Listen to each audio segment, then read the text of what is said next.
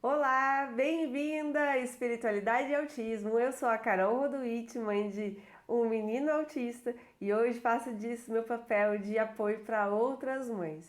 Quer saber mais sobre espiritualidade e autismo? Não esquece de deixar o teu like, de nos seguir por aqui e ativar o sininho para não perder nenhuma notificação de publicações novas.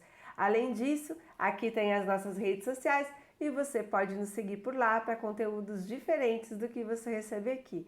Tudo com muita ciência, diversão e muito estudo e amor para te entregar o melhor de todos esses mundos, material e espiritual. Hoje a gente vai falar sobre um tema muito interessante, que é o alimento como fonte de energia. Todas as interferências que os alimentos podem trazer para nós e o que a gente pode estar utilizando aí para nos dar um pouco de apoio em toda essa jornada. Primeiramente, a gente precisa compreender que o alimento, ele não é só energia calórica. A caloria, que é o que a gente trabalha dentro, né, das métricas nutricionais, vamos dizer assim, ele é quanto aquele alimento gera de energia de queima, vamos dizer assim. Eles pegam o alimento, queimam o alimento e veem quanto de energia aquele alimento pode carbonizar até ele virar cinza. E aí eles medem a energia de quanto aquilo demora para ser queimado e transformado em uma outra forma energética. Existem várias formas de medir.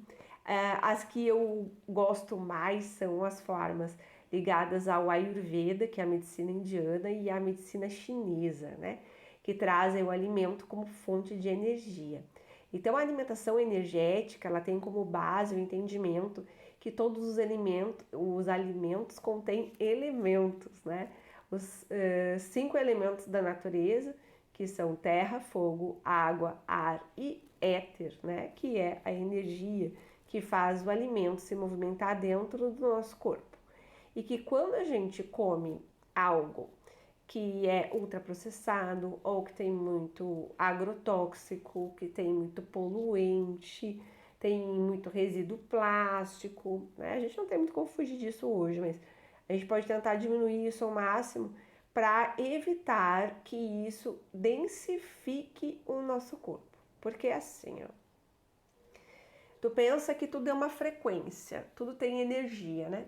Então, quando o alimento é muito sujo, ele baixa a tua imunidade, ele baixa o teu nível energético, o teu nível de percepção, te traz mal-estar, fadiga, né, crônica, te traz dificuldades para dormir muitas vezes ou muito excesso de pensamento. A gente tem estudos científicos que comprovam que o TDAH fica alterado com ultraprocessados, então ter esse cuidado na alimentação dos filhos é essencial. Então, o ideal dos mundos é, né, a gente conseguir plantar alguma coisinha, alguma hortinha, se puder, para comer o mais orgânico possível, se eu não tenho condições de estar adquirindo esse alimento. Ou dar mais comida de verdade, né? Salada, fruta, legumes e tudo isso. A gente sabe que tem um grande número de crianças que têm seletividade alimentar, mas já existem outros estudos também que comprovam que a seletividade alimentar muitas vezes é deficiência nutricional. Então, conversar, né, com um nutrólogo, com um nutricionista, com uma pessoa que seja um médico, né, que vai fazer esses exames para poder fazer essas medições para você de uma forma melhor, para que você suplemente esses nutrientes. Porque os nutrientes são essenciais para toda a liberação de enzimas, de hormônios, de fazer as células do corpo funcionarem, de trazer o sistema imune ok, de aumentar, diminuir a inflamação cerebral. Então, se falta uma vitamina, é como se faltasse uma peça do quebra-cabeça do seu filho. E você precisa focar nisso. Mas além de tudo isso, existem algumas questões com relação ao tipo, textura, sabor do alimento. Os sabores dos alimentos interferem em como essa energia se movimenta para nós dentro de como o nosso cérebro vai perceber aquele alimento e vai mandar o nosso quadro, né, digestório para fabricar as coisas necessárias para dissolver esse alimento e para que isso seja absorvido pelo corpo, né? Pelas medicinas antigas, a gente tem uma demora, às vezes, de 40 dias para criar todo esse ciclo aí do corpo, né, e absorver os nutrientes. Então, é importante que a gente tenha esse aspecto bem visto, né, para que a gente perceba isso como uma coisa importante, tá? Fora isso, a gente já sabe, né, que geralmente as crianças, elas têm intolerância alimentar, as crianças atípicas, né?